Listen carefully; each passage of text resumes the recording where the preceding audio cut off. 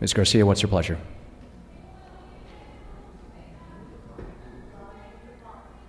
Move the call. Ms. Garcia moves the call. Colleagues, file items 100, 101, and 102 we will pass and retain. File item 103, H.R. 18. The clerk will read. House Resolution 18 by Assemblymember Frazier relative to the Department of Motor Vehicles Centennial Celebration Day. Mr. Frazier, you may open. Thank you, Mr. Chair and members. I rise today to present House Resolution 18, which recognizes Wednesday, May 13, 2015, as the Department of Motor Vehicles Centennial Celebration Day. For 100 years, the DMV has served the public in many ways, most notably by providing quality licensing and motor vehicle-related services, promoting traffic safety by licensing drivers, collecting revenue on behalf of state and local governments, and working in partnership with the legislature to implement programs such as AB 60 and my bill, AB 935. Aside from providing these important services, the employees of the DMV also support their local communities through donations and volunteerism with entities such as the American Heart Association, Donate Life, and March of Dimes. As the chair of the Assembly Transportation Committee, it is my honor to recognize the Department of Motor Vehicles for their 100 years of dedicated service to the California community. Thank you for your consideration of this measure, and I respectfully request the roll be opened for co-authors. Seeing and hearing no further discussion, Assemblymember Frazier has asked for the first roll call to be open to co-authors. The clerk will open the roll. Colleagues, this is for co-authors.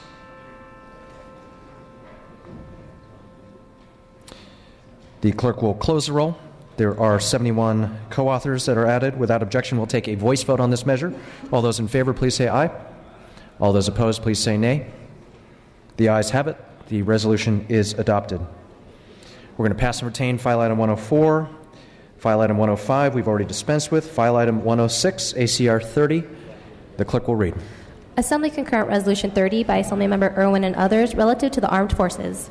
Assemblymember Irwin, you may proceed. Mr. Speaker and members, ACR 55 recognizes May 16, 2015 as Armed Forces Day to honor and recognize the service and sacrifice made by members of the armed forces and their families. Armed Forces Day was created in 1949 with the purpose of honoring the men and women who are serving in the Army, Navy, Marine Corps, Air Force, and Coast Guard, including the National Guard and Reserve components. All Americans appreciate the sacrifice of those who bravely serve our country and acknowledge these businesses and employers that accommodate service people who are called abroad to defend their nation.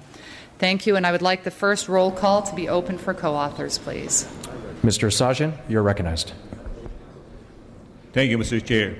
I rise as a proud joint author of this resolution. The California Legislature celebrates Memorial Day and Veterans Day as official state holidays. However, the legislature should also take special time to recognize Armed Forces Day. While it is important to take time to honor those who have served, it is also appropriate to recognize and show our gratitude to those men and women who are currently serving our country all around the world, and who so bravely fight to protect and defend the freedoms and democracy that we all cherish.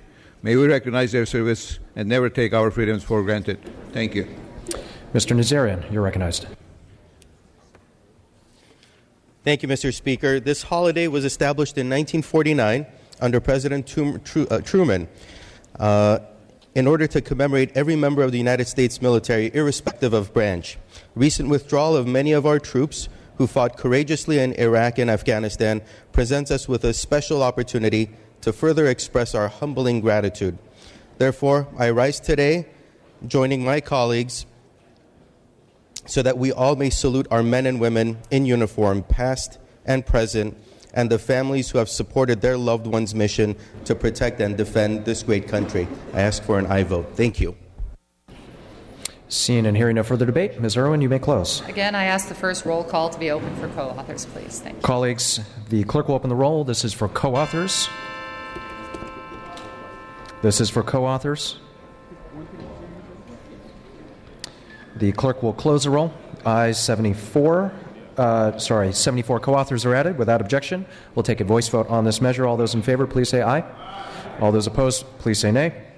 The ayes have it. The resolution is adopted. Let's move to file item 107, AB 525. The clerk will read.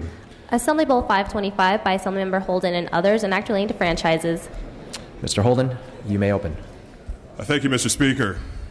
I rise today to present Assembly Bill 525 to protect small business franchisees from losing their business unfairly. Assembly Bill 525 is necessary because the existing legal protections that govern nearly every other contract agreement do not apply to franchise contracts.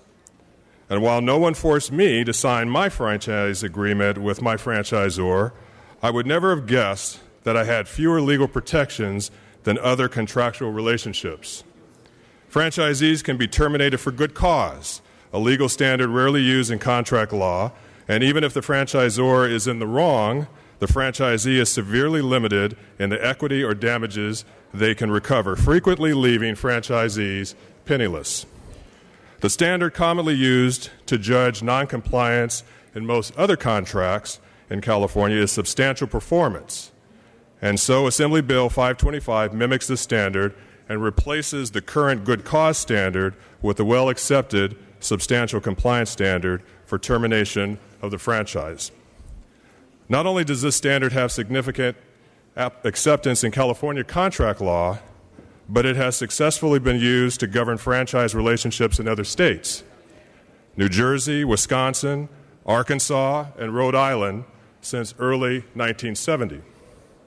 AB 525 also allows franchisees to recover the basic equity investment they have made in their business if the franchisor terminates a relationship with the franchisee. I drew this principle directly from the International Franchise Association's own Statement of Principles. Anytime a franchisor takes over a franchisee's business, the franchisee is entitled to any equity they have built into the business.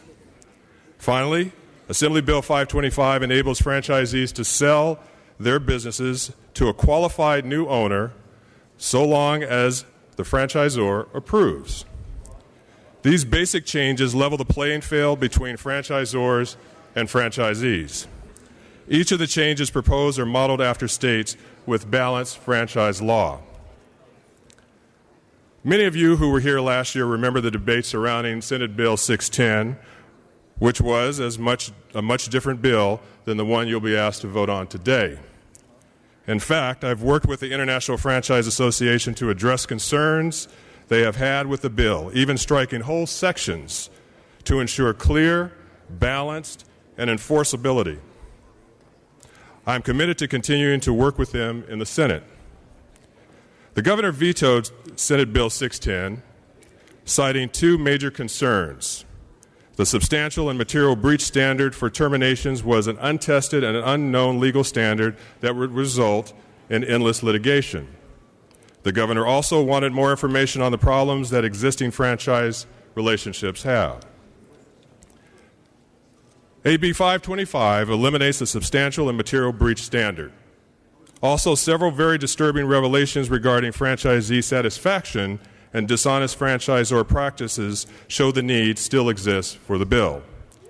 A former 7-Eleven employee recently came out as a whistleblower against his former employer and has testified under oath about an operation known as Project P, or Project Philly.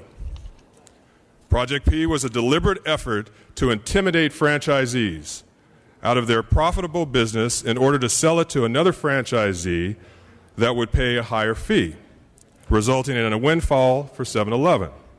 Franchisees that participated in a franchisee association or were API or Middle Eastern descent were targeted. Lastly, a scientific poll was recently conducted among franchisees by the Coalition of Franchisee Associations. Here's what the poll said. 2/3, 64%, would not recommend investing in their franchise system to family and friends. Almost 1 in 5 franchisees, or 19%, say that their franchisor had increased the frequency of inspections after the franchisee raised questions or spoke out about problems, which is why many franchisees or franchisee organizations are reluctant to speak out against their franchisors in public hearings. 3 in 4 franchisees, 75%, say they pledged their home, retirement savings, or other personal assets to purchase their business. As I said before, I'm committed to continue to work with the IFA as the bill moves to the Senate, and for these reasons, I respectfully ask for your aye vote on Assembly Bill 525. Mr. Wilk, you are recognized. Thank you, Mr. Speaker and members. As joint author, I rise in support of AB 525. First of all, I want to thank my colleague from Pasadena who's been the lead on this bill. This is a much different bill than SB 610 from 2 years ago. We took to heart the governor's veto message and we tailored it down. We had in judiciary and we've been meeting with the opponents. We narrowed it down. Thus far, we've taken 11 amendments on this bill to address concerns, and if I hear my colleague correctly, we're going to be even taking more when it moves to the Senate. Furthermore, we've sat this bill in third reading for 2.5 weeks to continue to dialogue with those who have concerns about this bill. Let me tell you something. This is a great bill that's pro-small business. Roaming these halls is big labor and big business. We never hear from small business. Why? Because they're back home, running their dry cleaners, running their pizza stands, doing what they need to do to help build the American dream. Every week I go home and I take my dry cleaning to Michael. Michael and his family immigrated from South Korea 20 years ago. I've been going to him for 13 years. Every week I come, he says, "Scott, what have you guys done to me this week?" Because we don't do enough for small business. I want to be able to go back to him tomorrow and hand in my suit and tell him that we passed this bill. When you become a franchisee, you're supposed to be a partner with that corporation, not an indentured servant. And this is a positive first step to start addressing the inequities between small businesses and these multinational corporations. I ask for an aye vote. Mr. Wagner, you're recognized. Thank you, Mr. Speaker. I do have to rise in opposition to this bill, but I do first want to thank the author. There is no question this is a better bill than 610 was last year that the governor vetoed, and this is even a better bill than the one we saw in the Judiciary Committee a couple of weeks ago because of amendments that were taken in the Business and Professions Committee. And now we hear it's going to be even better when it gets over to the Senate. That suggests to me a bill that's just not fully cooked. We don't know what it's going to finally look like. We know, however, that large sections of it have been removed, changed, redefined, because frankly, it is a solution in search of a real problem. Are there multinational corporations that have these franchises and impose their will on small businesses? Of course. There are bad actors in every industry. But I rise in opposition to this bill in part from about 20 years of practical experience.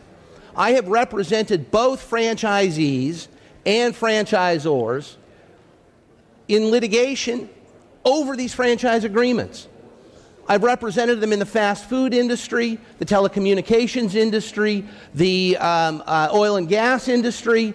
I've seen these contracts from both sides across a whole host of industries, and I'll tell you this. Every time my clients thought this is a bad contract that I'd like to get out of. It doesn't matter if you're the franchisee or the franchisor. And that's actually the sign of a good contract. That's actually the sign of a contract that is balanced. It works for both sides, both ways. And that's typically what these franchise agreements do. It's certainly been my experience from in the trenches that both sides get and both sides give in these agreements. And here we come with a not fully cooked bill trying to again change the rules, rewrite the rules, pull the rug out from underneath contracting parties. That's not the way to help small business. That's not the way to help big business. That's not the way to help your mom and pop shops. That's not the way to do business in California, changing the rules all the time. Are there oppressive contracts? Absolutely. And the courts can deal with them. Oppressive contracts don't get enforced by the courts. By and large, they're fair. By and large, they're negotiated at arm's length. And by and large, we do nobody, certainly not the mom and pop shops, certainly not my colleague from Santa Clarita's dry cleaner. We do them no services, changing the legal rules. Essentially on a whim, because the real problem hasn't been identified, and a real bill to fix a real problem doesn't exist. We've got a moving target here. Let's vote no. Let's deal with this again. Let's get a final version on this floor that we can all give an up or down vote to if a real problem is identified. This bill's not ready for prime time. I urge a no vote. Mr. Hernandez, you're recognized. Mr. Speaker and members, I rise in support of AB 525. This bill prohibits unfair terminations and non-renewals, ensuring that franchisees who play by the rules have the opportunity to thrive, while still providing franchisors with the authority to terminate or not renew franchisees who don't meet franchise standards. An estimated 83,000 franchise establishments that employ nearly 1 million workers in California will benefit from this bill. AB 525 is the first step to safeguard workers, consumers, and franchisees. That's why I ask you to stand strong in your support for AB 525. Madam Speaker, you are recognized. Thank you, Mr. Speaker. I rise and I'm proud to be a joint author with my colleague from Pasadena on AB 525. You know, franchises are a great way for Californians to start small businesses, provide for their families, and employ workers from their communities.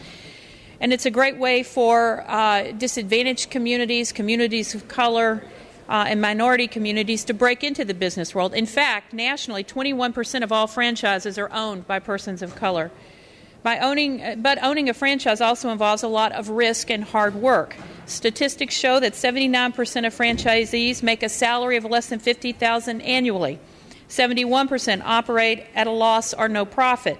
And according to a recent survey, 74% of all franchisees report borrowing money to purchase the franchise rights. AB 525 helps make things better for franchisees, as my colleague from Pasadena so specifically outlined. It closes loopholes and helps California franchisees keep their doors open. It helps franchisees maintain a more predictable profit margin, which can allow the owner to hire more employees or grant higher wages. They play a strong role in all of our communities. And I would just say, in terms of a process and discussion, this has been a multi-year conversation, and we are trying to get there, working with all of the stakeholders to make this a fairer process and to make sure that franchisees can actually make a living for themselves and their families and can be part of the dream of a business ownership. And so a multi-year conversation that is not yet done. We are one house. This bill will go over to the Senate, where there will be more discussion in addition to the couple of years we have been working on this. We've been working on this for the last 5 years. And so I think the discussion is ongoing to make this better. This is not one of those issues that just came up yesterday. We, in bipartisan work to make this a better process for franchisees and yet be fair to the bigger world of business and corporate America that helps support these franchisees.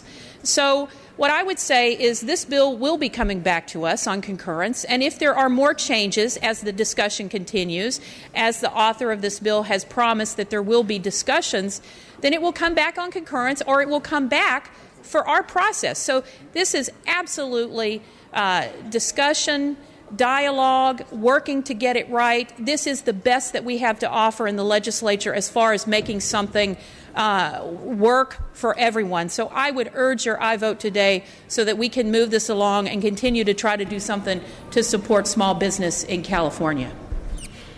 Mr. Dodd, you're recognized. Yes, Mr. Speaker. I was not going to speak on this issue, but after hearing some of the discussion here, I rise in support of this bill. I am also a co-author on this bill and came on late. I was a franchisee for 35 years. I reviewed my franchise agreements that I had in preparation of this bill, and there wasn't one provision in this bill that wasn't already in that agreement. So the standard for many, I think, really reputable companies are at this level right now, and I think this brings and should bring other companies up to that standard for their franchisees. Seeing and hearing no further debate, Assemblymember Holden, you may close. Oh, excuse me, I just saw Ms. Brown just threw her mic up. Assemblymember Brown. Thank you, Mr. Speaker. Last year was 610. I was against it. I was against it because I called back home and I talked with my franchisees. And I said, what do you want in a bill? And that wasn't it. The franchisors said that they didn't want it. This year, I did the same thing, went through the same process. They said, this is the bill for us to vote on. I ask for your aye vote. Now, seeing and hearing no further debate, Assemblymember Holden, you may close. I'd like to first thank all of those, my colleagues who were moved to speak in favor of AB 525. And it is really a very simple bill to help small business owners who happen to be franchisees, where there has been an inequity in terms of how some franchisees have been treated. This bill seeks to create balance. My colleague from Orange County suggested just because we've reached out and have had a number of meetings and continuing to try to find an equilibrium with those who have opposed the bill in the past, suggests that somehow the bill is uncooked. From my point of view, the bill has been cooked for a while. Now, I just stepped out a little bit more to try to incorporate thoughts that I thought were reasonable to incorporate in the bill, to be fair and reasonable, and we will continue to be fair and reasonable. But it does get to a point where suggestions could be added to bills, and you know with your own experience, with your own bills, that when you get that one last amendment, which basically guts the bill and makes it not even worth doing. We won't go that far, but we will continue to have dialogue. We will continue to try to reach, as best we can, a consensus. But let me be fair and let me be clear. We may not get there. But what we have done, I think, has been above and beyond to try to achieve an environment where we could get there. And so I ask that you will hear the merits of the bill as been presented, and I ask for your aye vote. The clerk will open the roll. All members vote who desire to vote. All members vote who desire to vote. All members vote who desire to vote. The clerk will close the roll and tally the votes. Ayes 54, noes 10. Measure passes. File items 108 through 112 we will pass and retain. File item 113, AB 264, the clerk will read. Assembly Bill 264 by Assemblymember Daly and others, enacting to farm products. Assemblymember Daly.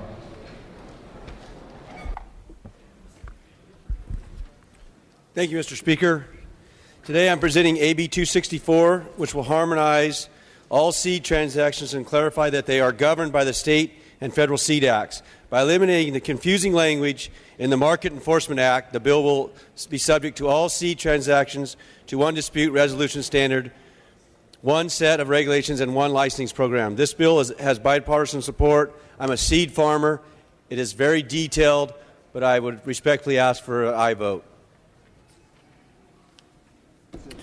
Seeing and hearing no further debate, the clerk will open the roll. All members vote who desire to vote. All members vote who desire to vote. All members vote who desire to vote. The clerk will close the roll and tally the votes.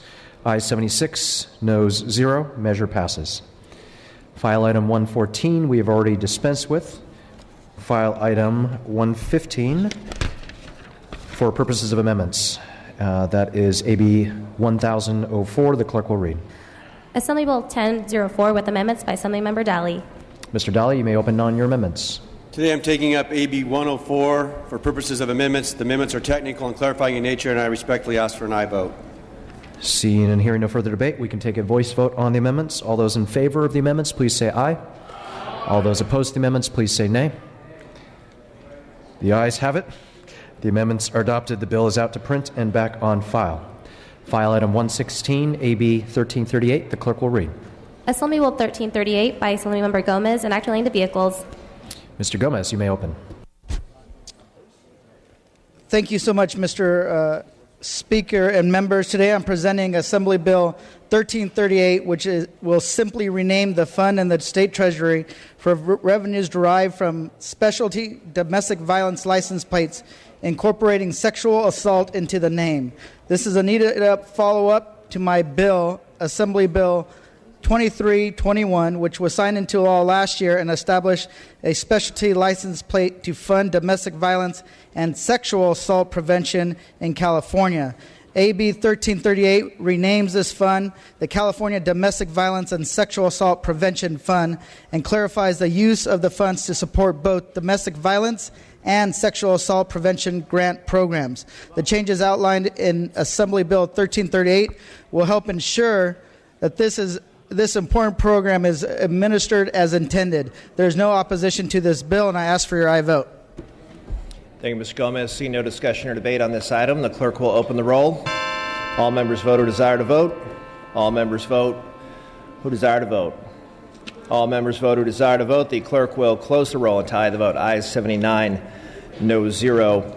Measure passes. File item 117, that's AB 15. Clerk will read. Assembly Bill 15 by Assemblymember Holden, enacting into civil actions.